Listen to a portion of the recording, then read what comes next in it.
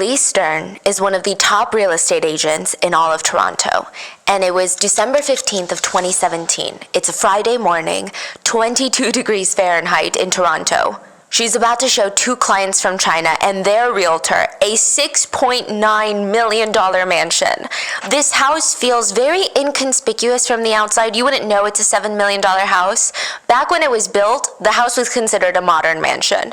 It's got these sharp, square, angular designs and these very high ceilings. It's constructed from what looks like concrete slabs, and back in the day, you know those glass bricks? Do you know what I'm talking about? They're like glorified glass cubes that are blurry and you can't really look into it. A lot of that is used. Now in 2017, it does feel a little bit outdated and a little bit cold, honestly. The asking price of nearly $7 million, though, is due to the size of the house and the location. I mean, this place is massive. 3 levels, 12,000 square feet, 4,000 square feet per level of the home. But the main selling point is the zip code. The neighborhood is filled with successful families, owners of businesses, CEOs of major corporations, doctors, surgeons, and now a ton of foreign investors are coming in, like this Chinese couple. Now, to give you some context, this very house that Elise was about to give a tour of belonged to Barry and Honey Sherman, one of the richest families in all of Canada, if not the world. Their estimated net worth is close to $7 billion. They owned the largest pharmaceutical company in Canada. You could argue they're big pharma. The couple would host gatherings in this house with elite Canadian business figures, and even the Prime Minister, Justin Trudeau. He frequented the Sherman family residence. I think that gives you some sort of insight on what kind of neighborhood this is, but also what kind of home this is. Hopefully, the potential buyers are going to be impressed by the location, the size, the outdoor swimming pool, the outdoor tennis court, jacuzzi, cedar sauna, and the underground lap pool. When they pull into the driveway, Elise starts her tour. She opens up the front door, and inside, the housekeeper is there. Elise makes a little bit of small talk while leading the potential buyers from room to room. She knows which features to dwell on. The big kitchen, people like that. Spacious living room, great for families, people like that. The modern spiral staircase that leads down into the basement, people like that. And Elise knew which rooms to just kind of breeze past. And this is the hobby room, media room, I guess, if you will. The clients kind of poked their heads into this room, and Elise knew that this room was kind of creepy. It was probably part of her plan to spend as little time as possible in this room with potential buyers. So the room itself is all right. It's the choice of art. Inside the media room, there are 2 colorful life-size figures, human size. And they're not even figures. They look straight up like sculptures of one woman, one man. They're sitting next to each other, side by side, on top of these giant speakers. And they're multimedia sculptures. So these humans, they're made of not just marble or clay, but they're made of like license plates, old wood, pipes, pieces of skateboards. So it's like some kind of art? Yeah, they look like a sustainable version of Ex Machina, you know, the AI robot, if she was made up of like recycled material only. But it's just a decoration though. Yeah, but people think they look kind of like creepy mannequins, honestly. Okay. It's a very specific type of art that only rich and eccentric people would be into. And Elise didn't like it, and she could sense that the Chinese buyers didn't like it either. It's rumored that Elise actually begged the Shermans to put the statues into storage while they did the real estate listing photos and the tours of the home, but they refused. They loved their very interesting, eccentric art. Elise tries to make this very quick. She's like, this is the media room. Like, let's just head out. But as she's leading the clients out of this media room, she does notice something. The window to the room is open about 6 inches. Interesting. She leads them down into the basement next. So there are 2 staircases that lead down here. This is the main one. Oh, sorry. She starts quickly turning on all the lights. This is the recreation room. Then you have the sitting room, the garage, and Elise sees in front of the 6-car garage door, a few papers are just dropped on the floor, like literally middle of the hallway, on the ground. A pair of driving gloves are also next to it, and a BlackBerry. It feels messy. Elise remembers thinking, what the hell? I'm trying to sell a house here. I'm trying to sell a house. BlackBerry, the phone? Yeah. Okay. She smiles, bends down, quickly picks everything up, and she knew that this was Barry Sherman's BlackBerry, because he's the only person that she knows that still uses a BlackBerry. So she quickly picks them all up, puts them on the ledge and smiles, and then opens the door to the underground garage. Then it's the cedar saunas, and now, yes, the indoor lap pool. So in Canada, you have to have security features to keep children out, so you just press this. Elise reaches above her shoulder height, presses a red button, and opens the door to the indoor pool. The lights of the indoor pool are not on. But like most pools, it has a pool light. So imagine a pitch black room with no windows, because this is basement level. There's no exterior, there's no skylight, no sun in this room, right? Pitch black, but the light in the pool is on, and it's being filtered through the water and this very dark blue pool cover. It's almost just adding like a weird, eerie glow into the room. A slightly blue-black hue to everything. And it's a big room. I mean, the pool itself is 45 feet from one end to another. Wow. I'm sorry, I'm gonna get very descriptive, but this room is very important. The pool itself has 2 lanes, and they have these silver railings around the perimeter of the pool. It kind of reminds me of Pilates bar or like the ballet bars that are made of steel, but instead of going into the pool like a hand railing, it's just on the side, like giant staples just stapled to the edge of the floor. Yeah, it's very interesting. Like a little fence. Yes, but it's not really a fence because anyone under 3 feet could just slide right in and fall into the pool. It's literally just a U shape, upside down. For my audio listeners, right? But if you guys are watching the video, I'm gonna put a picture. I imagine if you're trying to walk out of the pool into the jacuzzi, because that's kind of where those railings start and stop. Okay. I think that's what they put it. The railings come about stomach height, so it feels like handrails. They're about 3 feet tall. So they walk in a little bit. They don't turn on the light, and the other agent, the one representing the Chinese buyers, asks, Elise, what's that? Elise kind of looks in the general direction that he's looking at, and her brain stops for a split second. That's what she says. You know when your brain doesn't actually know what you're seeing? She saw them, the Shermans. They're sitting on the floor, on the edge of the pool, and they're facing away from the pool, away from Elise and them, and just kind of sitting there, eerily still, in darkness. Their heads were kind of extended as if they were being held up by something, and it was just so bizarre and unexpected. Elise wasn't immediately connecting any of the dots. It is likely that Elise was in shock. Elise didn't speak, so the other agent, his name is Zhao, he fills the silence with something along the lines of, oh, maybe just some more weird art. Because I think he also doesn't know what's going on. And considering they just saw some weird statues, he thinks, wow, these homeowners are kind of weird. And Elise said, I thought, yeah, okay, let's just go with that. So I said, yeah, they like weird art. Elise said that she did think perhaps that maybe the Shermans were doing yoga next to the pool. Elise knew that one of the Sherman kids was a yoga instructor, so maybe they were practicing. But regardless, it was weird. She rushed them all out of there because, and I quote, I had my head on enough to know that whatever was going on, these strangers don't need to be a part of it. It was just a weird vibe. It was just a weird thing. Wait a minute. So they see the Sherman sitting there. Yeah. In a kind of strange yoga-like pose? Yes. They're not approaching to say hello? No. They just left. Yeah. Okay. Clearly, Elise knew that something was weird because she ends the tour early, rushes the clients out of there, and had one of the staff at home run downstairs to check on the Shermans, and they were not doing yoga. The billionaire couple were dead, and they were posed just like the statues in their media room, sitting next to their indoor lap pool, hanging from the pool railing. So remember how she said their necks looked extended? Because there was a belt around their necks that was hanging to the 3-foot steel railing. They were posed with their legs crossed as if they just sat down to read a newspaper side by side, and they were dead, posed like the creepy statues from their media room. And all signs pointed to they were murdered. You know how it's said that you only get justice if you're rich? These are billionaires that we're talking about. If anyone's gonna get justice in our weird justice system, it's gonna be billionaires, right? Maybe not. Not when it seems like almost everyone in their lives had motive to kill them. The Shermans were big pharma billionaires. They had 4 heirs 4 children that were going to be instant billionaires the moment that they passed away. They had cousins who claimed it was their birthright to have $1 billion of the Sherman fortune.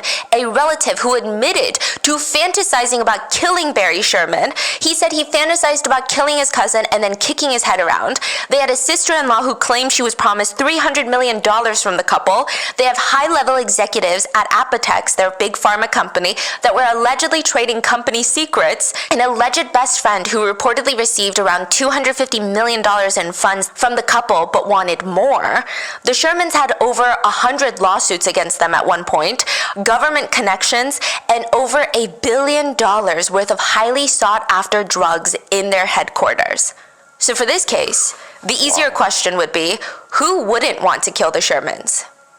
And as of right now, there's a privately funded multi-million-dollar private investigation in the works, and one of the highest rewards in history at stake, $35 million if you know who killed the Sherman couple. What's going on? Like they say anybody can solve it. Here's the money. Like Yes. How would you even be able to prove that? Like show evidence? Yes. And go to court? The crazy thing is, the speculation out there is somebody who knew something. Because this is not a one-person job, is the speculation. And there is life-changing money on the table. So maybe the only reason someone won't talk is because $35 million is not worth being dead. Or 35 million is less than however much they got. Wow. We would like to thank today's sponsors who have made it possible for Rotten Mango to support Share Our Strength. 9 million children in America live in households that experience hunger, food insecurity, or lack access to affordable, nutritious diets. And they have been a leading nonprofit for 39 years. And since March of 2020, they have provided more than 2.8 billion meals, and they're working hard to provide more. This episode's partnerships have also made it possible to support Rotten Mango's growing team of dedicated researchers, translators, while we focus on shedding light on stories from all over the world. We would also like to thank you guys for your continued support and your understanding as we work on our mission to be worthy advocates of these causes. So as always, full show notes are available at rottenmangopodcast.com. But before we get started, I do need to preface this video by saying we are talking about an unsolved case today. There have been no convictions. There are no official list of suspects released by the authorities. Netizens have gone crazy over this case, speculating on who did what, who has motive, which, side note, all of this that we're talking about, purely speculations. But the tricky thing about this case is, you know how other unsolved cases we've covered, there's usually like 1 or 2 parties where you're like, okay, they do seem a little bit suspicious and I can see why the internet is wary of them. But with this case, there are truly so many possibilities on who could have motive, and it's looking to be one of those cases where we may never really know the truth, which is crazy considering 2 billionaires were allegedly murdered. And one would imagine that kind of case gets solved quickly, but here we are. And another thing to note, this case seems incredibly secretive. Everyone connected to the billionaires seems very hesitant to talk to anyone. There is a lot going on, you'll see, and I want to say most of what we know today about this case is thanks to one journalist by the name of Kevin Donovan. He wrote a book on this case called The Billionaire Murders, and obviously, while the subject of the book is incredibly heavy, we're dealing with 2 deaths, I will say that he's very talented at not just writing, but also his job as an investigative journalist. He is the one that spoke to hundreds of people that were close to the family. I mean, I feel like at times he probably risked his career and his life, maybe even, to dig into this case. He's gone all the way to the Supreme Courts in Canada to get information on this case. He is an author, podcaster, docu-series producer. He's followed this case since the beginning. He's interviewed, re-interviewed family, friends, public sources, even the billionaire family's private investigators to just get the most comprehensive information that is now available to the public thanks to him. So all in all, check out Kevin Donovan. I'm going to link all of his stuff in the description. I mean, our team can really only aspire to be like 10% of his talent. And with that being said, another quick disclaimer. We're talking about a bunch of billionaires today. There are a lot of theories as to who did what in today's case, and I'm going to be presenting to you the main list of people that the internet suspects of being guilty. But again, keep in mind, nobody has been charged or convicted of a crime. Anything that I say in today's episode is opinion and not a fact, is theory, not a fact, internet speculations that have been compiled into an easy-to-consume video. These are not facts. These are theories and opinions. Also, because this case is still ongoing, anyone who may recognize this person, if you guys are watching the video, is asked to contact the investigative team, which I will leave a list on how to contact them down in the description.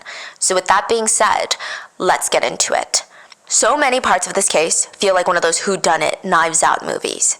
Inside the mansion, where billionaires Barry and Honey were found, there were 3 other people. The housekeeper, the gardener, and the real estate agent. When the police arrive to the house, they separate the 3 immediately, and they start asking them questions. How is it that 3 people are in the house, moving around, cleaning, watering indoor plants, giving a tour, and nobody saw the dead body sooner? The housekeeper told the police what happened since she arrived at the house. I arrived at around 8:25 a.m. Nelia, the housekeeper, said she did notice a few things that seemed maybe out of place, but nothing very alarming. So first, she noticed that Honey's Lexus was parked in her normal spot outside the house. She never parked it in the garage. There's snow on the car, no tire tracks, meaning she had been home at least overnight, and she was likely still home because her car is in the driveway. Nelia turned off her car, steps out into the snowy driveway, and that's when she said it hit her. She's like, such an odd feeling. She said, I felt a black feeling when I approached the home. That's how she describes it. And she thought maybe it's just the drabby weather. It is 22 degrees, gloomy and snowing. She rushes to the front door where she sees the Toronto Star. This is Barry Sherman's favorite newspaper, and usually by the time that Nelia gets to the house, he's already taken it in from the front door and reading it while he's like drinking a cup of coffee. What time is that? Do you know? 8:25 a.m. Okay. But it's Friday morning, maybe the couple had a long night. So she said, I picked up the newspaper, came in through the service door on the side of the house. The front door is exclusively for deliveries of the morning paper and, the Prime Minister. As Nelia is about to slip inside, she spots another car pull up, Megan Young, the personal trainer for the couple. She thought, okay, I might as well wait for her because what's the point of going in and then I gotta open the side door again for her. So she stands in the snow, Megan's kind of rushing towards her. She unlocks the door with the key, steps inside, and the alarm system is off. Because usually it starts beeping, you gotta enter a code or disarm the home, right? Mm-hmm. It's off. It's weird because the billionaires, they don't have any CCTV in the house. Yeah, they were like really against it for some reason. I wonder if they thought people could hack into it or listen, but they only had like alarm system for windows breaking or doors opening, things like that, I imagine. And they usually kept it on when they're asleep or when they're home. It's always on even if they're not asleep. Okay, so he didn't come out to grab the newspaper, meaning he hasn't leave the house at all. Yes. So likely the house is still armed. Yes. But it's not armed. Not armed. It's weird. It's very weird. She said that she had been working with the Shermans for about 3 years and rarely ever saw the alarm off when the couple were inside the house. And the police are like, okay, then what else happened? Well, so Nelia had let in the furnace company worker. The family had been using this specific furnace tech company for years because the mansion had 4 furnaces. So Nelia lets him in, and he goes into the basement with his tools to do some work. Wait, so how many people's in here now? There's a bunch of people in there, but they're all gonna leave. Oh, but okay. So furnace person is one person or? One. Okay. So he's in the basement, just in like one of those utility rooms. So it's like those unmade basement rooms where all the security functions are and stuff like that. So he's in there working on the furnace.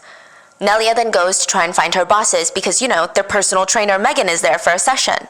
She goes upstairs, pokes her head into Honey's room. Honey's not there, and her bed is made.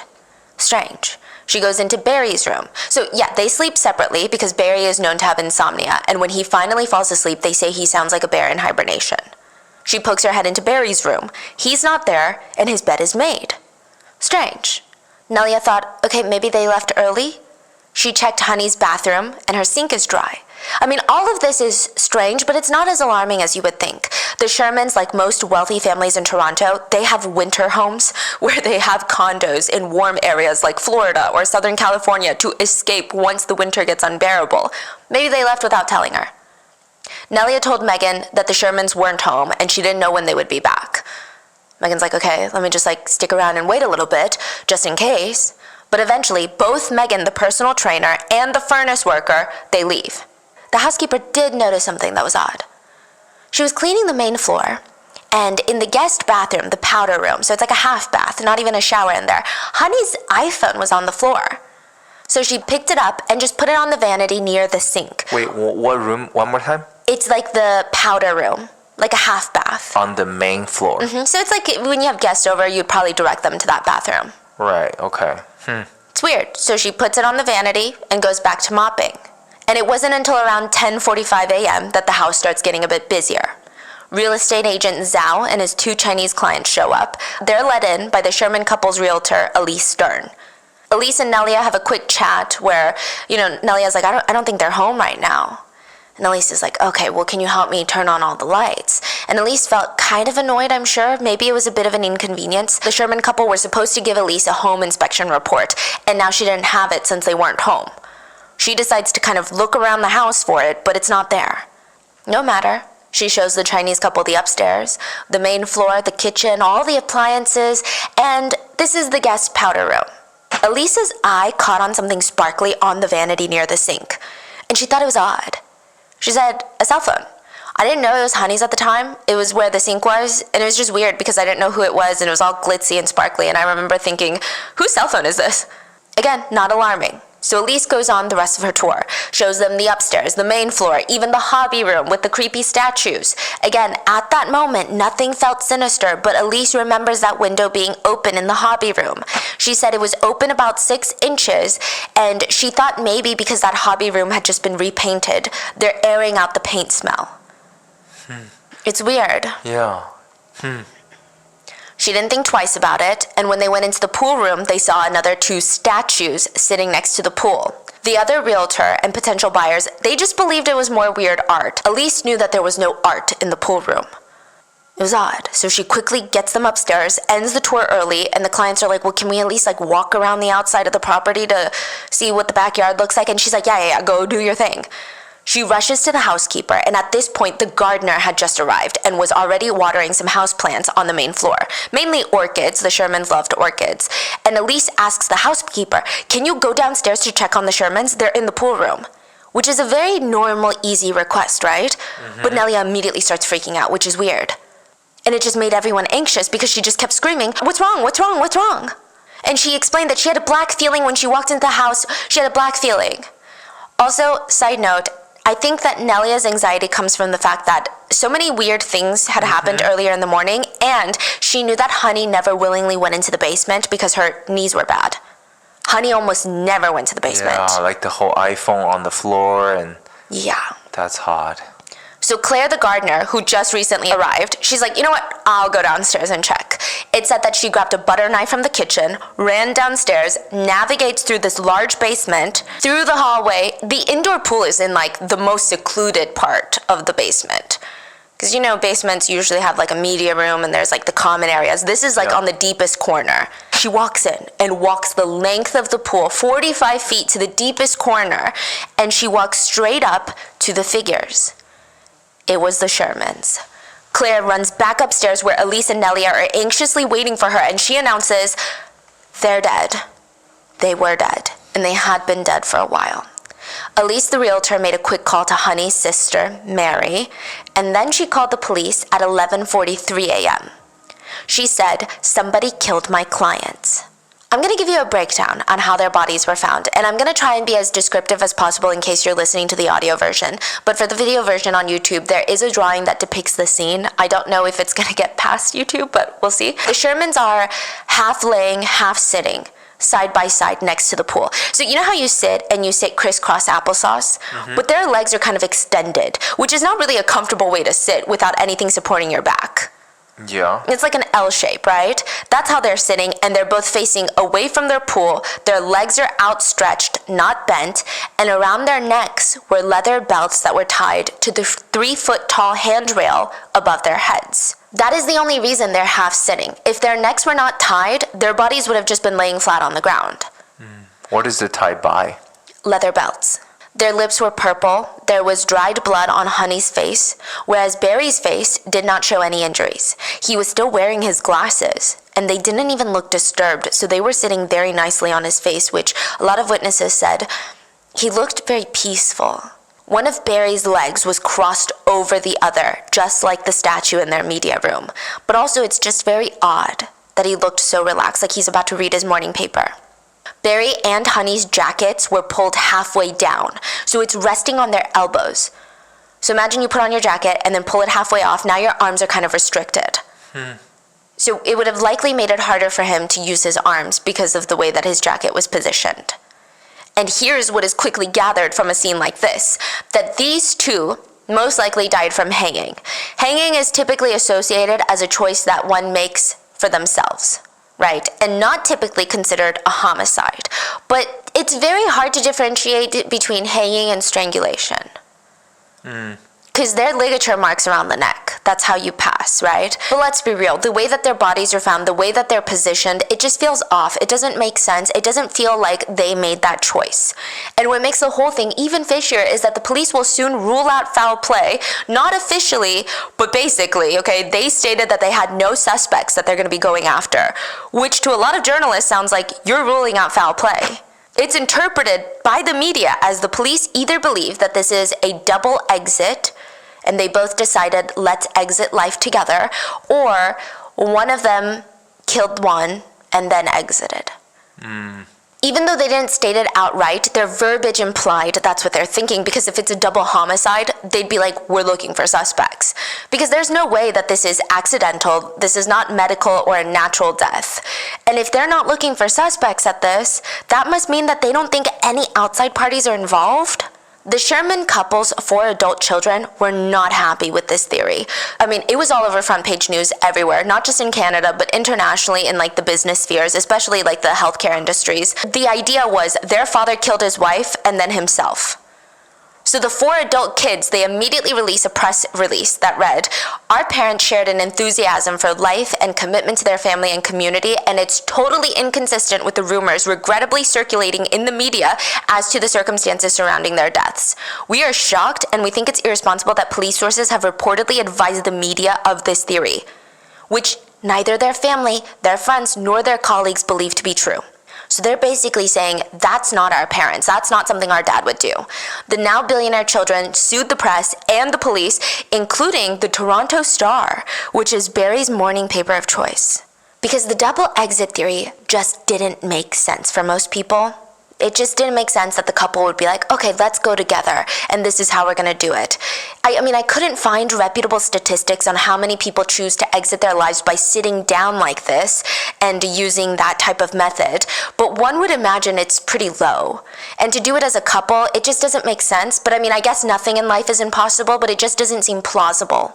So initially, people start agreeing with the police theory. They're running with this murder theory, especially after the initial autopsy findings were released. The forensics examined the bodies to zero in first on the possible time of death. Because they're like, we know that they were found Friday morning, but it seems like they had been there for a while. To simply put it, you can use 2 things to narrow down the time. Well, you can use a lot, but livor mortis and rigor mortis. So livor mortis refers to the process of when your heart stops pumping blood, and different parts of the body will start showing skin discoloration. Because when you think about it, the gravitational settling of the blood is different depending on what position you're in, and how quickly that blood starts settling can kind of zone in on some time. So this typically starts showing within 30 minutes to 2 hours after death, and it becomes even more pronounced near like the 4-6 hour mark. Rigor mortis, I'm sure is a term that's more familiar to us, is the stiffening of the muscles after death. So it happens relatively quickly after death, and then it slowly weans away after 24, 84 hours typically. The Sherman bodies were limp when they were discovered, meaning enough time had passed for rigor mortis to set in and then wean away. Wow. So based on that and livor mortis, the forensic experts estimated the couple had been dead for at least 30 hours, meaning their time of death was narrowed down to Wednesday night. So they were found Friday morning, Wednesday night around 9 to 11 p.m. There were no fatal or illicit drugs in the couple's systems at the time of death. There were also no signs of forced entry in the home. It didn't appear that anything was taken or stolen or that someone had been looking for something. It wasn't ransacked. So if they were the only ones there, what happened? Going off the fact that Honey had injuries to her face while Barry did not, the theory was Barry killed Honey and then exited. And the biggest thing the initial autopsy leaned into was the fact that neither of their hyoid bones were broken. So the hyoid bone is a horseshoe-shaped bone between the chin and the thyroid. It's above the Adam's apple. So originally, pathologists thought that if the hyoid bone was broken, That meant that there was a sudden, harsh force that was applied to the neck. It's going to get really technical. Statistically, it was argued, and I don't know if this is true, but this was kind of argued with the initial autopsy, that if one were to be suspended from the ceiling but use a chair to do it, the hyoid bone might be intact because there's not enough like instant, forceful, like boom, pressure. Whereas if you think about like capital punishment where they push you off a platform, it's instant. There's this drop and it's almost like snapping.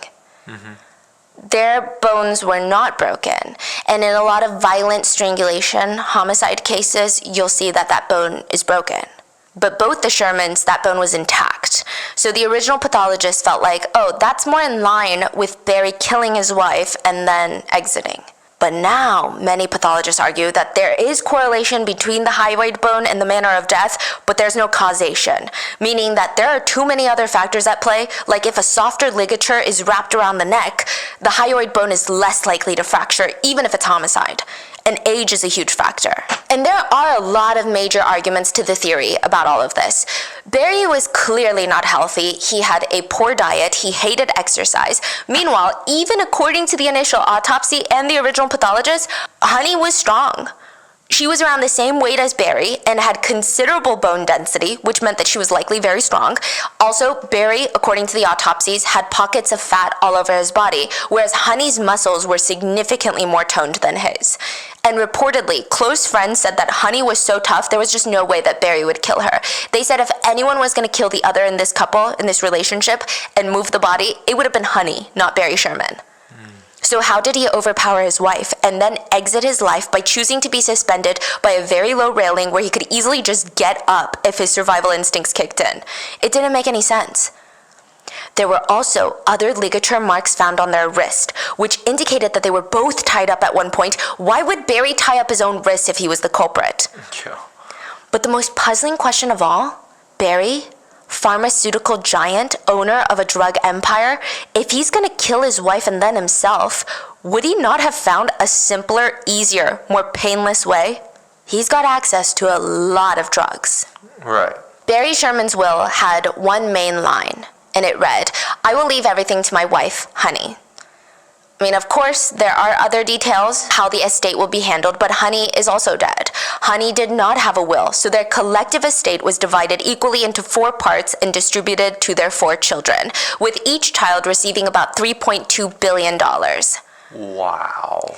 It's hard to say that someone needs to act a certain way when they're grieving. You know, me being like a nervous laugher, I completely like stand by this statement, right? There's no playbook for grief or shock or how to process it. But some of those that were very close to the Shermans, they said that some family members responded interestingly. Yeah. Once news broke of the Shermans' suspicious deaths, their actions definitely raised a few eyebrows. So the Sherman parents, they're now deceased, and all 4 of their children have become billionaires. And naturally, some people started suspecting, did they have something to do with it? Because there's a lot of money to be gained. And it seemed like the 4 Sherman kids, they had very little in common with each other, but also with their dad, other than their net worths. None of them wanted or were capable of taking over Apotex, the pharmaceutical company. Lauren, the oldest, is a yoga teacher and a mental health counselor. How old are they? They're in their late 20s to like throughout their 30s. They're adults, yeah. So Alexandra is another daughter, and it feels like she's probably the most like her dad. She hates flaunting money. She seems heavily involved in various charitable causes, and she's very interesting. She's the one kid that just really wanted to do her own thing. I feel like you kind of like know that kid in families. She became a registered nurse, got married, started her own family, and side note, she was a nurse for a shelter that helped the unhoused. She spent a lot of time working with Indigenous people in North Canada, and she just really wanted to make her own path for herself. And now with the Shermans gone, it seems like she is the most involved in continuing their charity work. It's said that a lot of the people and like all the relatives, they looked at her as the rock to lean on when the couple had passed. I don't know any of these people personally, but it seems like the Sherman parents were also the closest to Alexandra.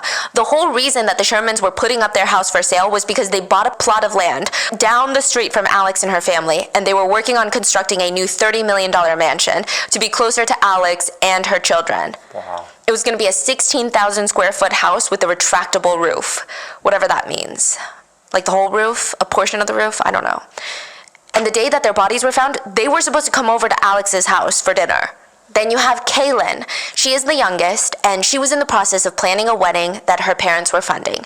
She was getting married to an electrician named Jared that she had met online, which Jared was also now working at Apotex thanks to Kaylin. It's rumored that the Shermans were getting sick and tired of funding Kaylin's insane credit card bills every month. And they were rumored to have been slowly cutting her off. Not cutting her off per se, but like funding her less and less. For example, and this is an alleged incident, but right before they passed, Kaylin's car had broken down, and she asked her parents, hey, can I buy a new car? You know, normal people get it fixed, but billionaires, they just buy new cars. And normally the Shermans are like, yeah, buy a new car. But this time, allegedly, they told her, why don't you get it fixed like everyone else instead? So this is the part that raises eyebrows. The rumor is, soon after the Shermans' death, Kaylin was heard going around talking about how her parents had told her right before they died to go buy a new car. So she did. Allegedly, she bought a new car the week that her parents passed. And she reportedly told a few people, that is like what Dad wanted me to do. Which I guess some would consider strange. Lauren, the eldest, also allegedly stated, well, if it had to happen, it's not the worst time in their lives to be murdered. They had finally gotten to know my son, at least. Again, these are just, kind of hearsay. People around the family are reporting that they heard the kids say this, which is just kind of weird, right? Which, if true, I think is interesting. But nothing was as strange as some of the reports coming out about Jonathan.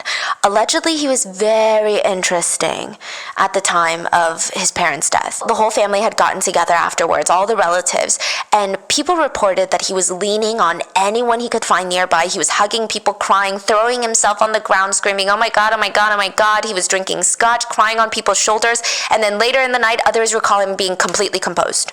So I guess that raised some eyebrows from people. Mary was also a family member that raised a lot of eyebrows. Mary is Honey's sister, and when she heard the news, she immediately boarded a private jet from Florida, where her winter condo is. And just to give you some context, Mary is not independently wealthy, so she is financially dependent on her sister Honey and her brother-in-law Barry Sherman. She claims that she did exchange work for all of these funds, but I'm sure it was probably not the market rate, She's not independently wealthy. She flew on a private jet back to Toronto and allegedly went around telling anyone who would listen that Honey, her sister, had promised her $300 million right before she died. She also downed a ton of drinks and snapped at Jack Kay, which is one of Barry's first business partners in Apotex and would later be the CEO of Apotex briefly, and just straight up screamed at him along with Honey's best friend since childhood, just like making a scene. But really, none of that even would compare to Carrie Winter. Carrie Winter is Barry Sherman's cousin, and he stated that the couple deserved to die. And honestly, he stated, it should have been worse. Their heads should have been twisted off and kicked around like soccer balls. Carrie said Barry Sherman was a curse. Anyone who associated with him would end up with bad luck. He cared about one thing. Money. Making lots of it. And not caring who he destroyed, who he stepped on. So why does Carrie hate Barry Sherman, his own cousin, so much? That is a billion-dollar question. Literally. Carrie sued his cousin Barry Sherman for $1 billion. Carrie and his brothers were allegedly referred to in the family as the Winter Orphans because their parents, Lou and Beverly Winter, passed when they were young, and the Winter Orphans consisted of adopted son Tim, and then 3 biological sons, Jeffrey, Carrie, and Dana. So Tim, Jeffrey, Carrie, Dana. They all hate Barry. The last 3 sons hate Barry the most. Tim kind of does his own thing because he's a chef, but the last 3 sons, they felt like they were all owed a piece of the pharmaceutical company Apotex, and Barry Sherman had screwed them over. Did they explain why? How? Oh yeah, we're gonna get into it. So Apotex is the largest pharmaceutical company in Canada and the 7th largest globally. It's founded and led by Barry Sherman. Net worths, I don't think are really ever accurate, but it's suggested that at least Barry Sherman was worth like $7 billion. And probably more. Apotex is said to sell over 300 generic drugs in more than 115 countries. They fill over 89 million prescriptions a year in Canada alone. They manufacture over 25 billion doses of drugs a year, and annual global revenues are estimated to be around $1.6 billion. And that's just half of where Barry Sherman wanted to take Apotex. His company goal that he's on track for before he passed was to reach 50 billion doses. So you're looking at, if you double that, if we just make it simple math, maybe even potentially $3 billion in revenue a year. Their HQ is in Toronto, and globally they employ around 11,000 employees. And side note about the headquarters, it feels more like the Federal Reserve. It's got higher security than Area 51 in the US. Apotex headquarters has these concrete and steel walls that are about 2 feet thick and locked behind this giant vault at any given time. They've got nearly $1.3 billion worth of active pharmaceutical ingredients waiting to be made into coveted painkillers. Entry into the vault is granted by a fingerprint lock that only 2 people can open. We have no idea who these 2 people are. And by the way, the door itself into the vault weighs 1,000 pounds. Yeah. Side note, Sherman did step down as CEO in 2014, but he's heavily involved. He's still the chairman. He really was a tank in the pharmaceutical industry, Barry Sherman. People said that he's like a real-life human scanner. He's got a photographic memory, and if you give him like a 100-page intense legal document, high stakes, incredible, all the legal jargon, 100 pages, he would sit there and he would have it so close to his face, like a human scanner, like a robot, scanning each page, taking 0 notes, put it down, and he'd say, "Looks good, but there's a typo on page 42. And sure enough, there was. He also had some sheer confidence backing him up. One time his business partner asked him, "Why do you think we're going to be successful when others have failed?" And he responded, "Because I'm smarter than everyone else." Damn. But just because your cousin creates a billion-dollar company, does that make you entitled to a piece? This one is tricky.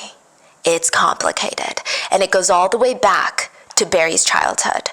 Before being a billionaire, it was just Butterball Barry. That was his nickname. In school, he was described as a butterball and sluggish. He was very lethargic. He seemed perpetually sleepy. He was physically awkward, introverted, unless you talk about God. Yeah. Over the years, if someone said, "Thank God," in front of Barry, he would say, "There is no God." Yeah, I don't know. Which is fascinating because Honey is very religious, yeah. He also says that it's incomprehensible that intelligent people believe in, quote, preposterous mythologies. Those are his words, not mine.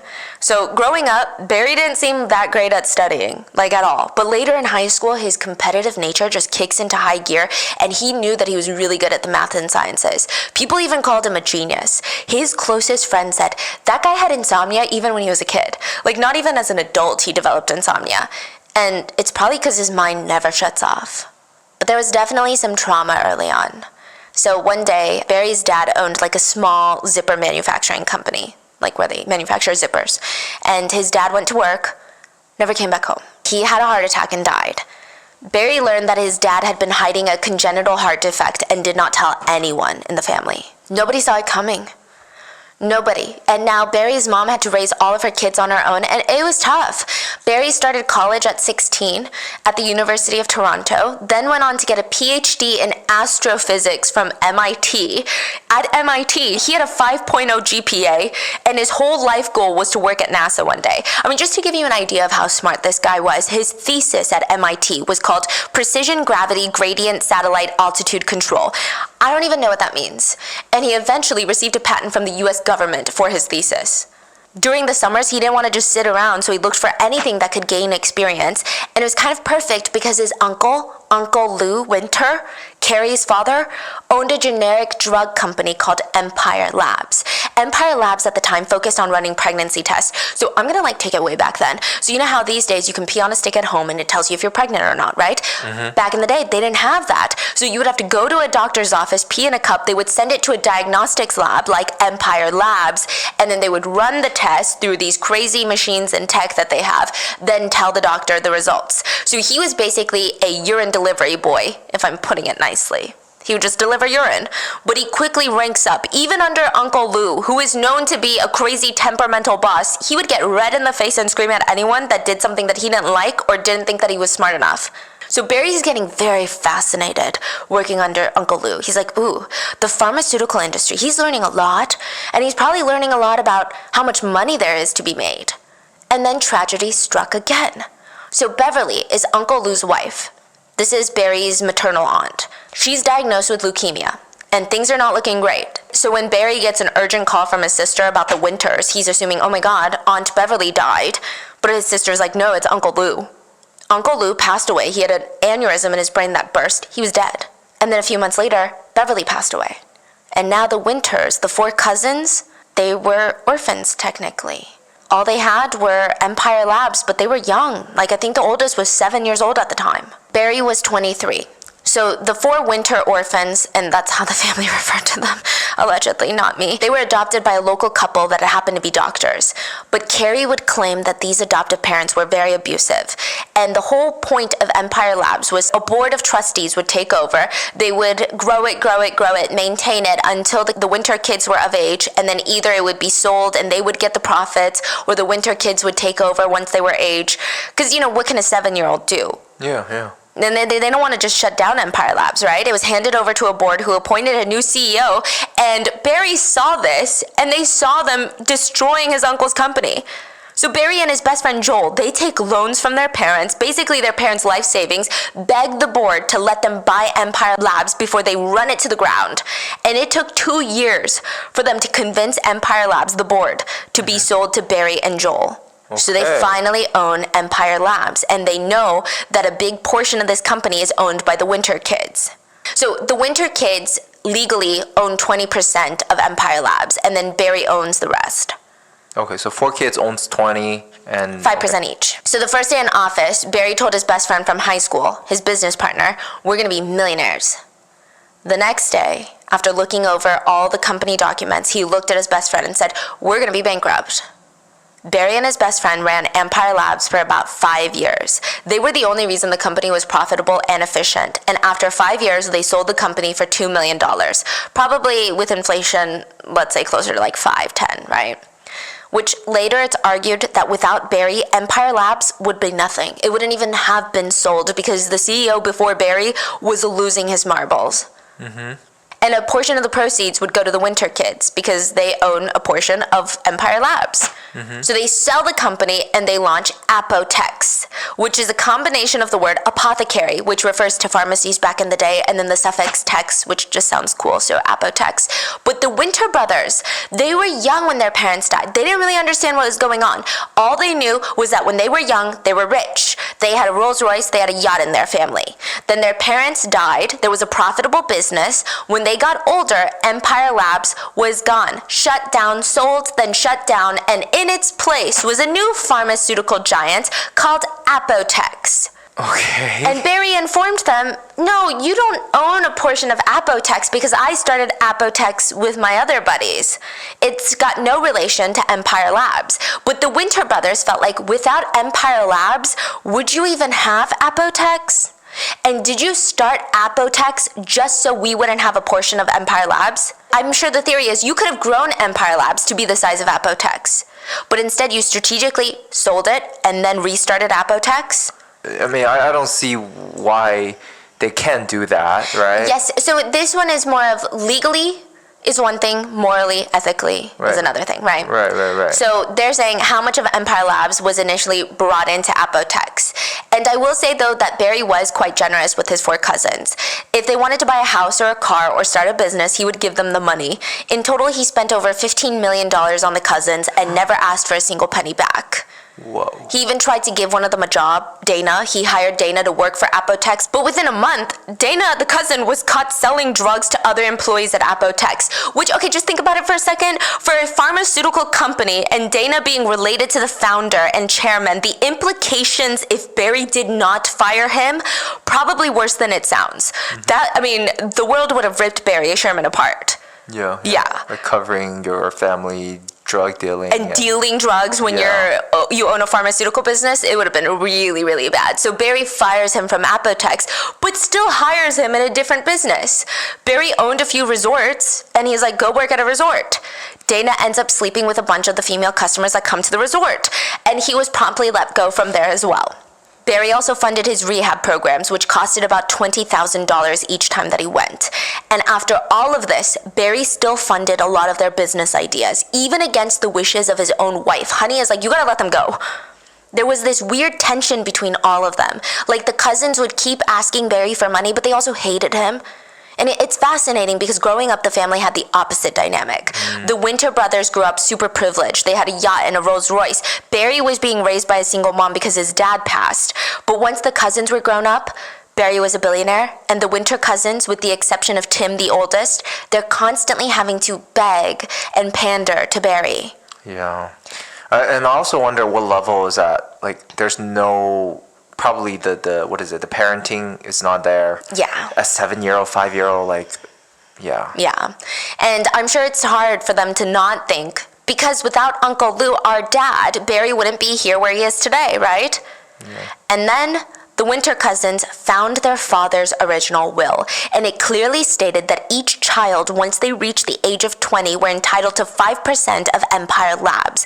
The combined shares of the four brothers would be 20%, and since they believed Apotex was in place of Empire Labs, in their minds, they felt that they owned 20% of Apotex, which would have the estimated value of $10 billion. Jeez. When Carrie confronted Barry with this, Barry just dismissed him, stating, Empire Labs no longer exists, and the current one, Apotex, was built entirely on my own, separately.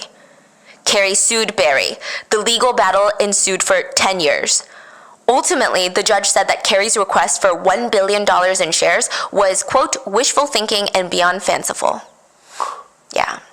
To make matters worse, not only did Carrie and the brothers not get a single penny, the judge ordered the Winter brothers to repay Barry the $15 million that he had assisted them with over the years. Wow. And they have to pay $30,000 in legal fees.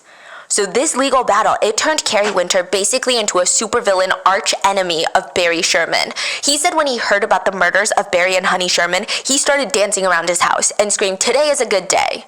I mean, what is that going to do for him? Like, yeah. I mean, wow. Later, when accused of murdering his cousin, Carrie said, no, the way I was going to do it wouldn't have been with belts. It was going to be in the Apotex parking lot. That was my vision. Barry would come out of the building of Apotex and I'd be hiding behind a car and I would just decapitate him. I wanted to roll his head down the parking lot and then I would just sit there waiting for the police. He despised Barry, and he said Barry cared about money, making lots of it, and not caring about who he destroyed, who he stepped on, or who he f***ed over, like me and my brothers. But to a lot of people, Barry's friends, they said that's not the Barry we know. Barry's actually quite a benevolent billionaire. That's what they said. And I think, yeah, it can be argued that billionaires can't truly be benevolent, but I guess they're using it in comparison to other billionaires in the circle, right? Maybe they're a little bit more charitable. Barry Sherman was known for dropping millions of dollars on random charities, schools, hospitals, and even individual people. He would buy random employees' houses. The couple had multiple buildings named in their honor for their generous donations, and they were known for their philanthropic ways. And again, a lot of people would argue that they only donated because they had to, socially and financially, to get those tax incentives. So we don't really know what the real motive of them wanting to donate is, but people do remember them as philanthropists. They were one of the biggest donors to charitable causes in Canadian history, giving away an estimated figure in the hundreds of millions of dollars. It's unclear how much they donated because a lot of the times they only donated under the condition that it be fully anonymous. The funeral of the billionaire couple would have around 7,500 people in attendance. And this is not an open funeral. So sometimes with community members or victims of crimes, there will be open funerals for the community to come together and show support, right? The Sherman funeral was closed, meaning only the people invited were allowed in, and there were 7,500 people invited. Because the sheer amount of people, I mean, it was held in a massive space that looked like an airport hangar. There were 6 jumbotrons, like the giant screens, projectors, so that the audience could see what's going on stage. Wow. Yeah, to hear the family members give speeches. Security was top-notch. I mean, it had to be. The Prime Minister, Justin Trudeau, the Mayor of Toronto, they were all in attendance. It was comparable to a state funeral. The private security was hired by the family, and they controlled who got in, who left the funeral, and they were all given a single task by one of the kids, the Sherman kids. It wasn't keeping the Prime Minister safe. I'm sure he had his own security. It was a picture. Before the funeral, Jonathan Sherman, the Shermans' only son, handed the security team a picture of a funny-looking man, and they were to memorize every little detail on this man's face and ensure that he did not, under any circumstances, get into the funeral. Every single one of the 7,500 faces of the people in attendance were thoroughly checked by security, and the man in the picture was Frank D'Angelo, Barry Sherman's best friend and one of netizens' suspects for the Sherman murders. Best friend. Best friend. The consensus online, and a lot of people who knew Barry and Honey Sherman, is that they were both murdered. And personally, this theory is the only one that makes sense even in my head.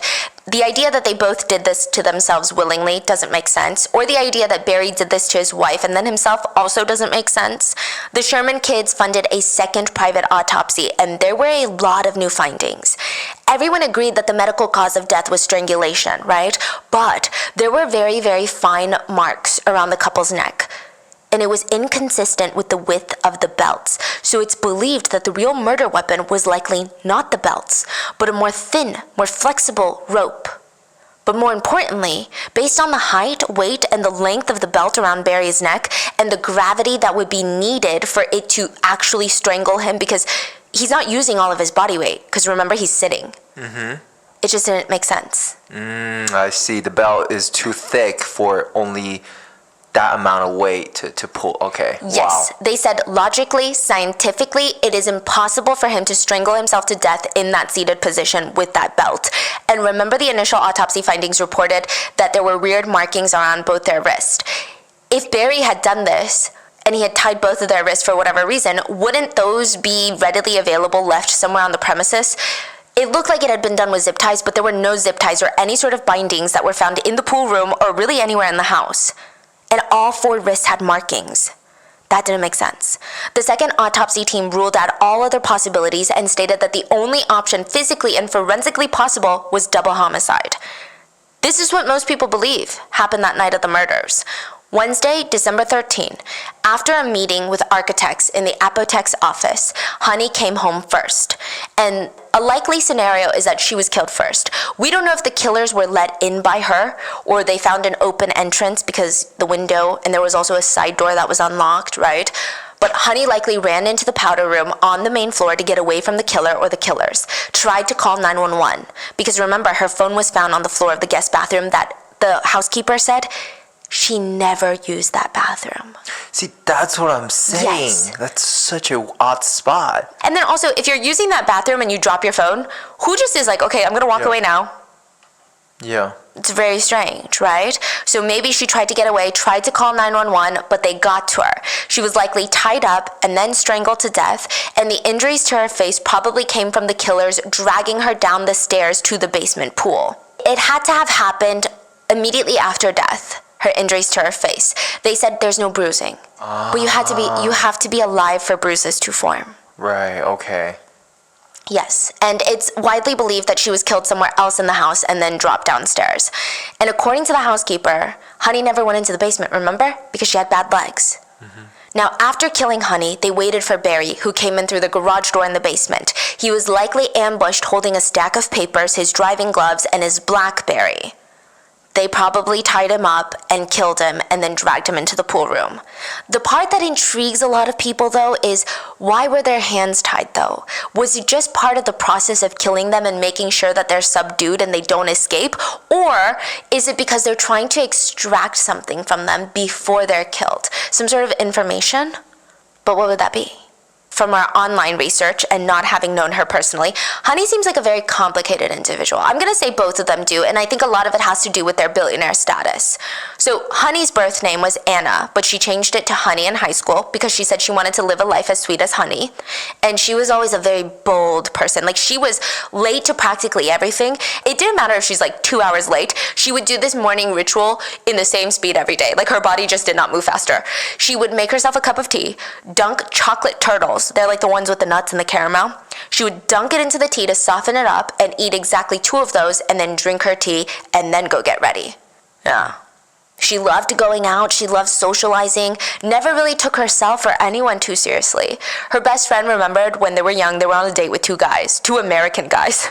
And like, this is so embarrassing, but these Americans were asking some gnarly questions, okay? They're like, you're from Canada? Do you guys live in like ice houses up there? Honey rolled her eyes, she's annoyed, and she starts speaking in French to her friend. French is Canada's second official language, so the Americans just assumed, oh, these Canadians don't know English. They're like part of the French-speaking community, right?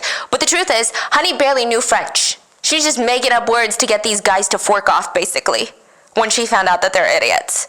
And a lot of people said Honey was just a blast to be around. She was introduced to Barry Sherman through a friend of hers, and the two, they hit it off. They got married, and I imagine that they had this dream of having a big family, but things didn't really go according to plan. They tried multiple times to get pregnant. Honey suffered multiple miscarriages. They finally gave birth to Lauren, their first child. She would actually be the only biological child of both Honey and Barry. The couple tried to have more children, but it wasn't working, and so they used surrogacy for the remaining 3. But at the time, surrogacy was not that popular in Canada, and it was basically in its first stages. So what they did was, they would get surrogates from the US, and they would just implant Barry's sperm into the surrogates. So it's the surrogate's egg, and they had 3 different surrogates. So all 4 kids have the same dad, Yeah. and all 4 kids have different, well, I don't want to say moms, but you get it, like eggs. DNA. Yes. Maternal DNA. Does that make sense? Yeah, you get what I'm saying. And I'm only emphasizing this part, not because I think that this makes them less of Honey's children or less Sherman, but there are speculations by netizens that this affected the family dynamic. So Lauren, the first child, has both Honey and Barry's DNA, and the next 3 Sherman kids, they only have Barry's DNA. And some people think that Honey maybe didn't have as strong of a maternal side. A lot of netizens suspect that she just didn't seem as close to her children, which I don't know where we're getting this speculation because the family is awfully private. But for example, Honey's parents were Holocaust survivors. But according to Honey's sister, Honey called her own children Nazis. Which I don't think that Honey would do lightly if her parents had survived the Holocaust. Wait, all 4? It seems like all 4. Yeah, and this is going to be a point of contention later, but it's been reported that Honey told her friends that her children, quote, controlled her, and that in the family pecking order, Honey was at the bottom. Yeah, and this next part, at first I thought it was cool, because I was like, oh, that's kind of unexpected. That's a cool billionaire, so frugal. But the deeper we went researching into this, I was like, oh, ooh, that's interesting. So let me explain. You know those like thin plastic bags that you get at a grocery store? Honey would save all of them, like the rest of us, right? She's a billionaire. She would wad them up into balls, throw them into her purse, and then she would go to the golf course with her girlfriends. She would whip them out and start collecting abandoned balls on the golf course that all these millionaires feel like are not worthy of collecting. And she would say, why buy new balls when I can reuse old golf balls? Which I'm like, that's actually great. That's a great sustainable way, right? But then things start spiraling and it feels like there's definitely something deeper psychologically that's going on, is just my opinion. And again, it's nothing bad, just food for thought, right? And the next part is fine, but it escalates. For example, all the toiletries in Honey's bathroom were complimentary mini shampoos and conditioners from hotels that they would visit while traveling. She would never even just use them straight up, she would dilute them with water. Most of the clothing that Honey and Barry wore were from the supermarket, like Costco clothes, or from the thrift store. The leather belts around their neck when they passed were 2 for $10 from the thrift store. Which again, all of this is good. All of this is great even. But allegedly, Honey's frugal attitude also extended to how she treated people that she hired. It's reported that she would pay people a penny and expect to get the value of $1, which is a not so great trait. And because of that, she earned the nickname 1 Cent Honey. Oof. Being frugal to yourself is one thing. Being frugal to employees when you're a billionaire, that's a whole other thing. Honey would also hyper-fixate on how much toilet paper they were going through. Allegedly, she would measure it physically to mark the toilet paper to make sure no one in the house was overusing it. That's, wow. Now this is where it gets confusing, because some people said that when she went shopping though, she would spend money. She would buy like 10 designer shoes all at one store, like Jimmy Choo, 10 of them at once, and then keep them in her closet, never wear them. So it's not like she never bought designer things, she just never used them. Kevin Donovan, the journalist, described her as a billionaire with drawers full of brand new, never used designer wallets. But instead she only used an oversized wallet, battered, brimming with receipts and notes, and held together by a thick rubber band. Wow. So it's interesting, right? Both Barry and Honey grew up poor. So it is speculated that these are kind of the poverty anxiety. It does look like she's looking for some sort of control or security or even safety. That's a thought, not a fact. But it feels like a control thing because some of Honey's friends even reported that when they would go out to eat, she would order for them. Or for her daughter, Lauren's birthday, she would get a bunch of presents from Lauren's friends, right? And she would hoard them and make sure that Lauren didn't open them until weeks later. Why? She didn't want to spoil her too much on her birthday. It seems like she wants some level of control, but then other sources state that Honey never filled her tank in her decade-old Lexus that she drove, so she was basically playing gas roulette. Like, nobody ever knew if her car was gonna run out of gas on the side of the highway, which feels like the opposite of someone who wants to have some control in their life. So I guess that's why I use the word complicated to describe Honey. Side note, since we're on the topic of money, the Shermans would fly economy for most domestic flights. They would typically fly first class for international flights, but there were apparently a lot of times where they would board a plane for a business meeting and Apotex executives would be sitting first class and they would walk past them and they would joke, "Oh, I wish I could fly first class one day." Yeah. Wow. Honey was known to be very generous with her friends, her sister, and a lot of charities. I mean, her friends absolutely adored her. They said she was a millionaire when we met. Then she became a billionaire. But you would never know. You know, she always took care of us. Whenever she would talk passionately about her travels around the world, it was never about shopping or where she stayed or what she ate. It was about things she saw, people she met, what she learned. Like she went to meet the Pope, even though she's very Jewish. But you know, it's the Pope, right? I would meet the Pope. It said that Honey always made people laugh, you know. They said that they would be at dinner parties with the Shermans and they would have this like mischievous look on their faces. And Barry would say, "All right, let's go get laid." And both of them would just get up and leave. Another time, apparently Barry's friends would send him emails of naked women, like pictures of naked women online, and would write dirty jokes. Because, you know, boys will be boys, I guess, I don't know, right? I'm not going to judge a billionaire because I don't want to get sued. Honey would find out, and allegedly, she was like, "I need to be CC'd on those emails because why should the boys be the only ones having fun?" That was the personality of Honey. Yeah. And remember how Honey's sister, Mary, told everyone soon after their deaths that Honey was going to gift her $300 million? Well, allegedly, Honey and Barry had been arguing, and Honey felt bothered that over the years, Barry had gifted hundreds of millions of dollars to their children and friends, but she felt like she had no money to call her own. She always had to ask Barry for money. So by the end of 2017, reportedly, she told friends that Barry was going to give her between $100 to $500 million that would just strictly be hers. Like spending money, where she wouldn't have to ask Barry or get his permission, she could spend it how she wanted. And allegedly, Mary is claiming that she was going to give her $300 million of that. But probably the most complicated thing about Honey is the allegation that she did not accept her son Jonathan because he's gay. It's unclear if this is true, but all of Jonathan's former partners state that Honey was never welcoming to them, which is kind of surprising because one of Barry's best friends since childhood is gay. In fact, Barry's best friend Joel was married with kids when he decided, "I'm gonna come out." And the first person that he felt comfortable enough calling was Barry. And it's just very conflicting because Barry and Honey are billionaires. And like a lot of people say online, you cannot get to that level of wealth without exploiting someone somewhere, and you can't do it without stepping on a few toes. And Barry Sherman had some big feet, figuratively speaking. He was called by some as the most litigious man in all of Canada. By the time of his death, Barry had filed an estimated 1,200 lawsuits against the government in federal court. Barry probably cost Canadian taxpayers millions of dollars in legal fees. One of Barry's lawsuits took literally 30 years. Even Barry himself joked that Apotex was a legal company that sold medications on the side. And it said that Barry loved reading and drafting legal briefs. He thrived in this kind of atmosphere.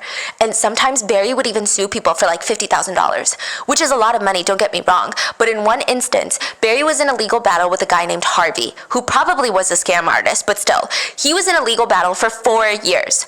Barry is worth billions of dollars. Let's just say, for simplicity's sake, Barry has $1 billion in his bank account. I know, like, you can't have cash sitting like that, whatever. Let's say he has $1 billion in his account. $50,000 is 0.005% of 1 billion, meaning if you have $1,000 in your bank account, that same percentage is 5 cents, a nickel. You're suing someone for a nickel. He was in court for 4 years over a nickel. A close friend of Barry said, "You hit Barry Sherman with a fly swatter, he's coming after you with a fucking sledgehammer." Some would argue that's fine. It's not the amount of the money, it's rather the principle, right? Others say this is why billionaires are bad. So Barry's in a legal battle for over $50,000, but at the same time, he would also ponder to his rich friends, "Don't you think it's unfair? We have so much, we have so many beautiful things and other people do not. Why should we be served and others do the serving? Who decided that some people get to serve and some people get served?" You know the house that they were found in? Barry actually sued the builders of the house. Back in the 80s when they built the house, because they lived in there for a while, when they built the house, the construction took about like $2.5 million. He sued them and won $2 million back. So, yeah, he's a very litigious man. He loves a good lawsuit. But you know what lawsuits do? They create a bunch of enemies that probably hate your guts, because lawsuits can ruin lives. But back to the lawsuits, most of them were not for small amounts, for $50,000, but easily several hundreds of millions of dollars were at stake. Barry naturally had a lot of enemies because people think that Barry Sherman monopolized the entire Canadian generic drug industry, and he was considered a king of the pharmaceutical industry, which is kind of a dangerous title to be given. It just paints a big red target on your back, and people that probably hated Barry the most were other pharmaceutical giants. And I didn't know this, but there's like two sectors of the pharmaceutical industry. So you've got big pharma, like true big pharma. You're talking brand names, like Tylenol, that's a brand name. Advil, that's a brand name, right? And then you've got generic drug companies. They hate each other. Let me explain. So brand name big pharma companies like Pfizer, all these different companies, Johnson & Johnson, they will spend billions of dollars developing a new drug. They have to go through clinical trials. It's rough. It's expensive. They finally get it approved by the government. They get it patented. They start selling for a high price because they've already spent billions of dollars on developing this drug, so they need to make their money back. And since it's big pharma we're talking about, they need to make a big fat profit. But then generic drug companies will come in, look at the patented formulas of those new drugs, make it similar, if not nearly identical. Sometimes they have the exact formula and then just add a bunch of filler ingredients that don't harm the person taking it, but just so they can be like, "Oh, no, our ingredients have different things." But it's like the filler ingredients literally do nothing. It's just there to not infringe on the IP. And since they did not invest billions into developing the drug and the trials, they can sell it for a lot cheaper without affecting their bottom line, making just as much profits as the brand names. It seems like generic drug companies like Apotex get sued left and right by brand name big pharma companies who want to drag them to court to see if their recipe or patent has been violated. And a lot is at stake. If the law determines a patent was violated, the generic company will have to pay the big brand name pharma company a lot of money. If the law determines no patent was violated, then the brand name's patent nulled. It's void. Patent gone. Then everyone can just ravage this ingredient list. Wow. At this point, generic companies probably consider massive multi-million-dollar lawsuits just the cost of doing business. Generic drugs are legal and honestly necessary. I love generic drugs because it's cheaper for me. Generic drugs are one of the main factors for curbing the spread of AIDS during the epidemic because cheaper equals more accessible. But it's not that simple, okay? The generic drug industry, they're not Robin Hoods. They're also known for doing very questionable things. As a whole, the industry has a history of breaking rules, falsifying data from their manufacturing plants, pushing the laws of patent laws, and fighting amongst each other to be the generic brand that is the first to manufacture a generic of the brand name. And a lot of people have a strong hatred for Apotex. They think Apotex pretends to be for the consumer. And yes, likely their stuff is cheaper than the brand names, but one law professor said, Canadians pay more for generic drugs than almost every other country. Barry sought to manipulate our system to enrich himself and impoverish Canadian patients who used his drugs, implying that Barry stands behind his message of wanting to help the less fortunate get access to drugs, but if that were true, he would lower the prices even more because he easily could. Barry considered himself a Robin Hood. His competitors, Big Pharma, considered him a pirate, thief, piranha. Another pharmaceutical professional who had gone through a legal battle with Barry said, "He's the only person I have ever met with no redeeming features whatsoever." Jeez. Others stated he was so aggressive and down to fight, and they quoted, "He never took his foot off the gas." Another source says that some rival company executive used unprintable language to describe him, meaning like you cannot print that in the newspapers because it's probably just curse words. And even Apotex executives have confirmed that if Barry Sherman or Apotex was in the news coverage was never positive. So whether that's for good reason, I guess is up for you to decide. And side note, just to give you the other side, most friends of the couple said Barry and Honey were amazing people.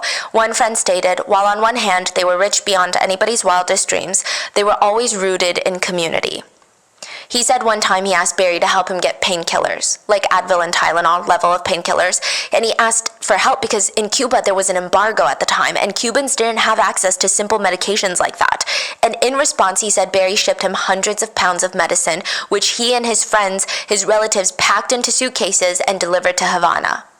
He said, the Shermans never said no when people needed help. Not only did they always say yes, they said yes with enthusiasm. But it's still clear that the couple had a lot of enemies, and one of the most intense legal battles that they were currently involved in was with the CEO of Apotex and a rival company called Teva USA. So Teva was suing Apotex because Jeremy Desai, the married CEO of Apotex, because remember, Barry Sherman is just chairman. So Jeremy Desai is CEO, and he's married, okay? He was allegedly having an affair with the senior director of regulatory affairs at Teva, a rival generic drug company. Teva is saying the CEO of Apotex literally wanted to sleep with one of our employees to try and get our trade secrets during pillow talk. Jeremy denied everything and said that he did have a personal relationship with that Teva director, but they were not serious and they never shared any trade secrets. But Teva does not believe him. So they're pursuing Apotex and Jeremy for allegedly stealing company secrets, and because Jeremy is the CEO of Apotex, or was, one could easily draw connections and believe that Jeremy was trying to steal Teva's secrets and Barry knew what he was doing. Not saying that it's true, but one might think that it was a plot between Barry and some of the other higher-ups at Apotex. Especially because Barry stuck by Jeremy's side the whole time. He even bought him a $3.2 million house, unrelated to the lawsuit, but still, you know? Some netizens theorized that Barry had pissed off enough competitors that they would want him dead. Barry even said so himself, that everyone in the industry hated him. He said, the branded drug companies, so the big brand names, they hate us. They have private investigators on us all the time. The thought once came to my mind, why didn't they just hire someone to knock me off? For $1,000 paid to the right person, you could probably get someone killed. Perhaps I'm surprised that hasn't happened. Wow. The types of enemies that Barry has, I mean, they're no joke. He likely had big pharma companies, PIs. Barry himself hired private investigators to go through his competitors' trash. Okay. So these are some crazy people we're talking about. In my opinion, no offense, sorry. So is that what happened? The police's criminal psychology experts don't think so.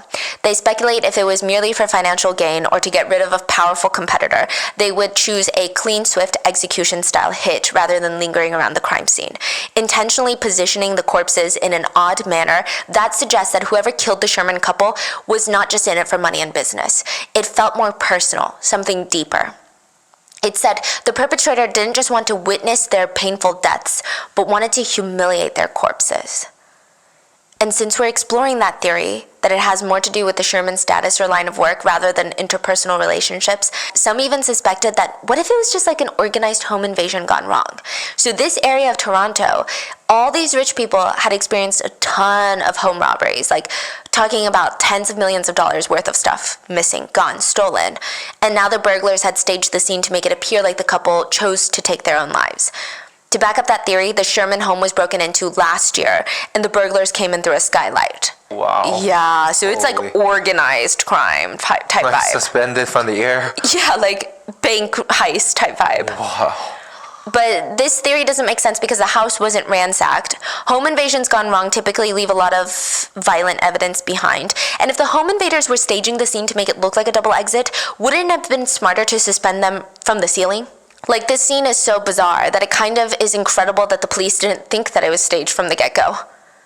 It's more likely that they were killed by someone that they knew intimately, because the killer or killers, they knew the Sherman schedule. So the Shermans were killed Wednesday night. They had no important meetings on Thursday, which is why they were found Friday morning. So people were trying to get in contact with them on Thursday, but because there was no pressing urgent matter, they were like, oh, I'm sure they're just busy. The killers found a way into the home without breaking in, so that they knew the layout of the house. They also knew that the house didn't have any interior security cameras. They did have a camera set up in the indoor lap pool, but it was never connected or officially set up. But if you looked at it, you wouldn't be able to tell. So you wouldn't use that as the location? No. Unless you know that's not working? Yes. So that means you had to know this couple. It's not like you're just watching from the outside tailing them like organized crime. No, Wow. you know them. Yeah. The staging of the scene felt very personal, and maybe it even had to do with the statues because it seems like they were posed like the Sherman artwork. When the Toronto police finally announced the Sherman deaths to be a murder case, one person willingly stepped forward to talk about how much he hated the murder victims. So now we're about to touch very briefly on the 3 netizen suspects. So these are not police official suspects. In fact, police have ruled a lot of these people out. These are what the internet thinks who is the guiltiest. And I'm not an attorney, so I'm not sure why he did this.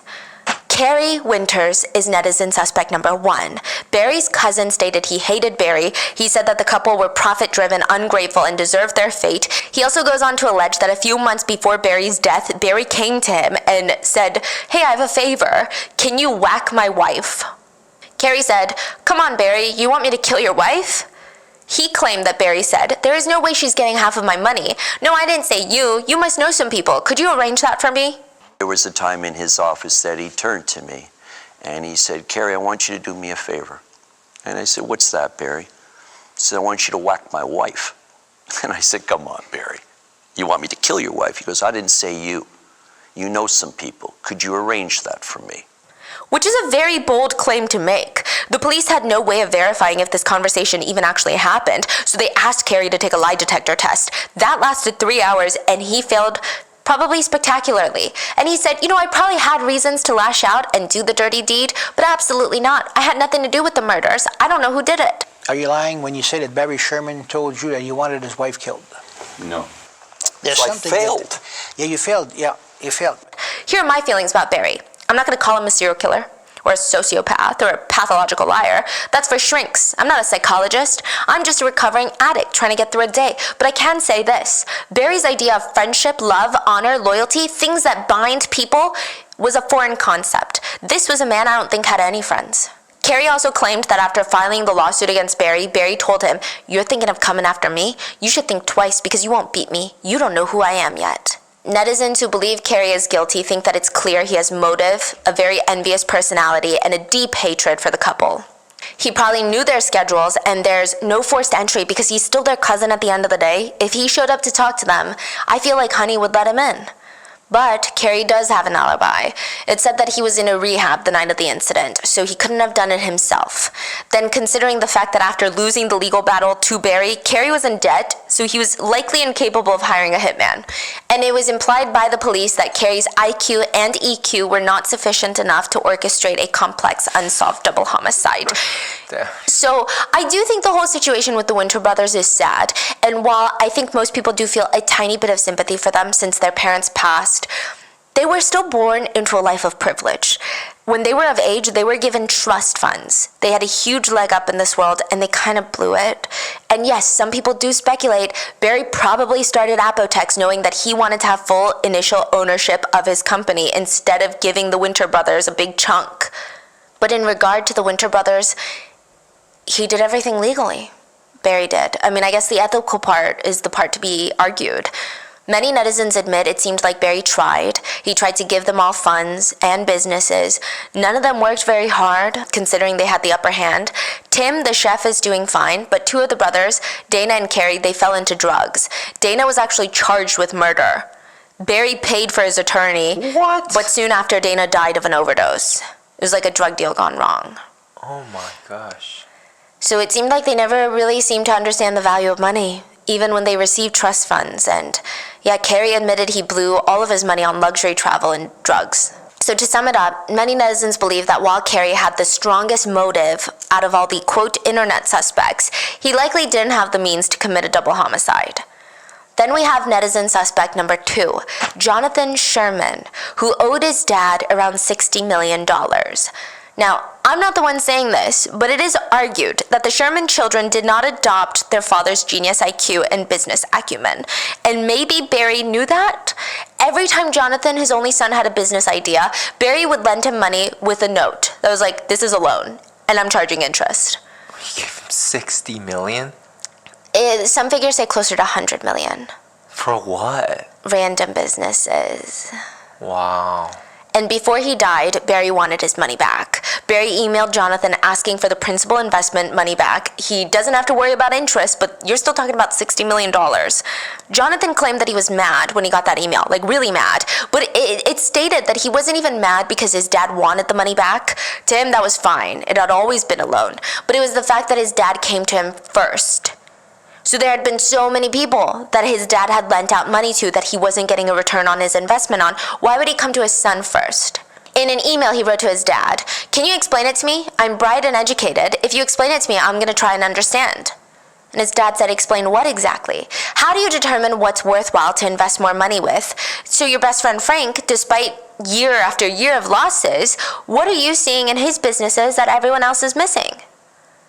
Jonathan is annoyed that his dad is still funding his best friend Frank, but wanting to stop funding him, his own son. And he's saying, like, I actually care about my businesses. If you ask anyone I work with, like, I'm there every single day. You ask the employees that I work with, like, they like me. I'm trying to foster a culture. He's, like, saying all these things. And you want me to pay the investment back, but your best buddy Frank over there, everybody hates him. He's losing all your money. And you don't want your money back from him? We're family. That's kind of the vibe I got from some of these emails, little snippets. It also seemed that father and son didn't see eye to eye on a lot of things. Jonathan seemed to have much more expensive taste than Barry, and so many netizens think that he's the biggest suspect, because he would actually be the only one of the suspects to actually gain something from his parents dying. Billions of dollars. And he did say something kind of strange at his parents' funeral. He said, "Neither of you had to suffer like we are suffering now," which people felt like was kind of an odd thing to say. Because if they were hanging or were murdered, you would imagine that's quite a bit of suffering, right? Even Jonathan himself willingly told a journalist that all three of his sisters initially suspected him of being the killer. But he believes it's just jealousy that accumulated over the years. He was kind of the favored child in terms of business. Reportedly, his dad, Barry, was pretty saddened by the fact that Jonathan did not want to take over Apotex one day. But it's interesting because the Sherman kids, right, they hired Canada's top attorney, Brian Greenspan, and a whole legal team. They funded a pricey, multi-million-dollar private investigation team filled with retired detectives and even had a leg of private forensic investigators to study their parents' bodies. I mean, they're funding an investigation into their parents' deaths alongside the Toronto police. But the interesting part is, Jonathan said he was the one that suggested this whole idea to get the attorneys involved, which it's only through the attorney's involvement in the case that it was classified a double homicide. Additionally, the private team funded by the Sherman kids have been really proactive in just combing through, looking for evidence, trying to offer to scan the pool with like this small fine particle vacuum to pick up any hairs if there's any evidence. But the police didn't do it. So they're doing a lot. Why would Jonathan want to hire these people in the first place if he's guilty? He would just let the police conclude it as a murder-suicide and walk away a billionaire. Additionally, the original reward for anyone who had information on his parents' deaths was $10 million. He personally funded $25 million to up it to $35 million. And that's just from Jonathan alone, the other $25 million. Which, yeah, I mean, technically is a drop in the bucket for his newfound billionaire status, but others say, maybe this guy is just weird, and he didn't have the perfect relationship with his parents, but would he really kill both of his parents? Another argument is, you know, for us, like normal people, your parents asking you for $60 million back could seem like the biggest stress in the world, right? Could seem like a big deal. You're indebted $60 million. But to these people, it might just be like play money. You're like, I'll give it to him when I give it to him. It doesn't seem like his dad would have done something if he didn't get it back. Yeah. So you're saying that doesn't give him the biggest motive? Yes, but a lot of netizens are like, we might think it does because we don't have billionaire dads. But, you know, just might not work like that, right? Jonathan argued if the motive was inheritance, the sisters should also be considered suspects. And food for thought. If he were falsely implicated, each of them would gain an extra $1 billion in wealth. And netizen suspect number 3, Frank D'Angelo. Frank is a character straight out of a movie because he did actually star in a few gangster-themed movies that Barry Sherman funded. His parents are Italian, and at one point he owned a beer company. He hosted a late-night talk show, tried to get into politics, and starred in movies that Barry funded. He's 20 years younger than Barry, and basically the complete opposite of Barry, but somehow the friendship worked. To give you some context, Frank D'Angelo says things like, "I suck at golf, but I do look spectacular on the golf course." The first meeting was in Barry's office, where Frank proudly placed a container of apple juice on Barry's desk and told him to try it. He was an apple juice sales rep, and I don't know if the juice was that good or if Barry was just looking for a new friendship. They got along instantly. Frank would actually become one of the closest members to Barry's inner circle, which is very lucrative because Frank would have access to the bank of Barry. When Frank's juice company went bankrupt, he showed Barry a poorly written business proposal to start a beer brewing factory, which he doesn't have any experience. He just really likes beer. Yeah, Barry the billionaire helped his friend fund this new company. He paid for Frank to tour Europe to learn new techniques and buy equipment. When Frank wanted to sponsor an ice hockey game with his beer company, Barry funded it. So he had all of his ads on like some of the biggest ice hockey games in Canada. They barely saw any returns. Customers were complaining that despite the high dollar advertisement, which was rumored to have been around $15 million spent on ice hockey endorsements alone, the craft beer just tasted like regular beer that you could get at the store for a few bucks. Then in 2007, Frank decided to go into the industry. He hosted a late-night talk show, released an album, wrote, directed, and starred in several street gang-themed movies, and obviously the financial backer to all of his projects was his best friend, Barry Sherman. There are no exact figures, but there are estimates that have been thrown around that Barry had spent like $250 million on Frank D'Angelo. $250 million during the course of their friendship. And it seemed like at least one of the Sherman kids, Jonathan, was getting sick of it. It's interesting because Barry seems to have been very generous with all of his friends, but the most generous with Frank. And a lot of people suspect it's because Barry's friends were all academics like himself. They all kind of had their own things going on, and they all grew up or ran in the same circles. Frank was not that at all. He had everything Barry didn't have. He was indulgent, reckless, wild. When he was young, Frank had joined a band, like out of nowhere, and he started touring across North America with no money, spending all this money to go to all these different cities where nobody knew him, making no money, no return. He had to live on hot water where he would pour ketchup inside, stir it into a soup, and then put some crackers in. That was his meal, like for a long time, which is not necessarily a bad story, but I think it gives you an idea of his impulsivity. Barry literally could never do that because of the line of work that he's in, and he has a whole family. So maybe he's funding Frank's dreams to kind of vicariously live through him. But did Frank kill Barry in anger because he knew that Barry was going to wean him off or cut him off soon?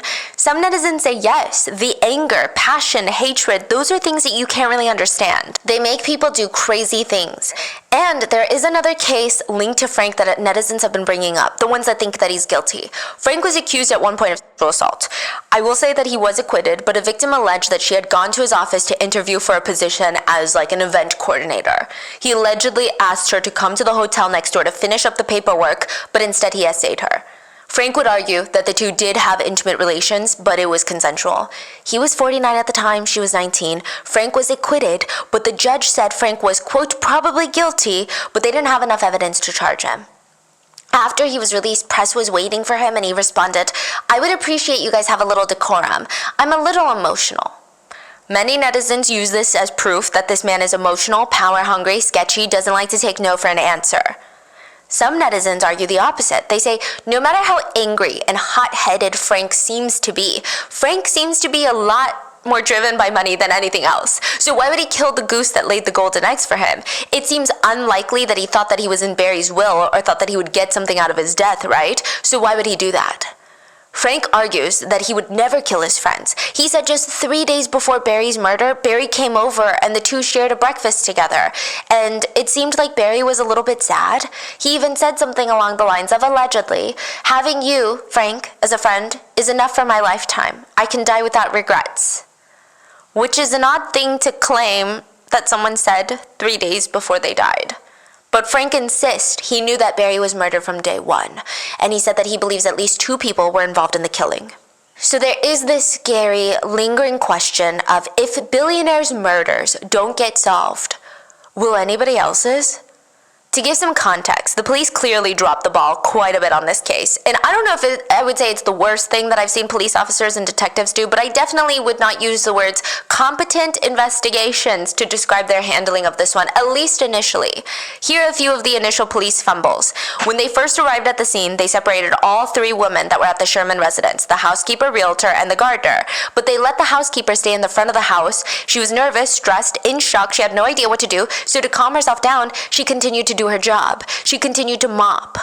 It seems like she genuinely meant well, and I don't think that she realized that this was a crime scene. She was just in shock. It took so long for an officer to inform her, hey, don't mop the floor because you're going to contaminate a crime scene. Clearly too late for that. A few other things to point out. The police working this case didn't even visit Apotex till 3 days after the bodies were found. The lead detective assigned to this case didn't even show up to the Sherman residence till 4 days after their bodies were found. Detective Price, the one that was talking to the media when news first broke, he was a newer detective who had no idea that his verbiage of stating that they were not looking for any suspects right now would be taken as, the police believe that this is a murder exit. The police were also slow to establish a timeline of events on when the Shermans were last seen and who they were last heard from. They didn't even start asking Apotex for the Shermans' whereabouts until 3 days later. And Dawson, the security guard at Apotex, he really liked Barry. He said Barry and him, they had a little inside joke where they both liked tomato juice. And so Barry always told him to sneak into his office and take tomato juice because he's got good taste. So Dawson is like, I'm gonna try my best to help this guy because I like him, you know? And it's morally the right thing to do. He gave the police the files of footage from the last day the Shermans were in office, and it's speculated they went home immediately after this and then were murdered later that night. So this could be very important. He gave them the footage, and it showed them having a meeting with the new house architects, Honey leaving Apotex at around 6:30 p.m. going home, Barry leaving at around 8:30 p.m. going home. Their estimated time of death was 9 to 11 p.m. This is technically the last time they were ever seen alive. He gives them this footage. A month later, he gets a call. The police are like, hey, do you have the software? We need to look at the security footage. And he's like, you haven't looked at it? It's been a month. Wow. Yeah. That's crazy. Additionally, there was a real estate lockbox at the front of the door, and I don't know if these are still used these days, but it's like a mini safe. You punch in a code and it unlocks to reveal the house key. Realtors will use this to give showings when the homeowners or the other available realtors aren't there. Now that lockbox wasn't checked for a while to see if the spare key had gone missing or stolen. The only reason the police even checked was because the realtor kept calling, asking, did you guys check? Did you guys check? Key people in the couple's lives were not interviewed for months. The former Apotex CEO, Jeremy Desai, was not interviewed for 2 months, even though he had exchanged emails with the couple the night of their murder. The emails reveal nothing, but still, Jeremy was embroiled in that legal battle with the competitor, Tiva. They didn't talk to him for months. And it's scary for netizens because if this is how you treat potential murderers of billionaires, think about how they're going to treat us. Other people who had access to the home were not fingerprinted until almost a year after the couple's death. And then, presumably the worst fumbles, the Shermans' next-door neighbor told the police almost immediately, we have CCTV footage that show the exterior of the Sherman residence, and we caught someone on the Sherman property on Thursday. What?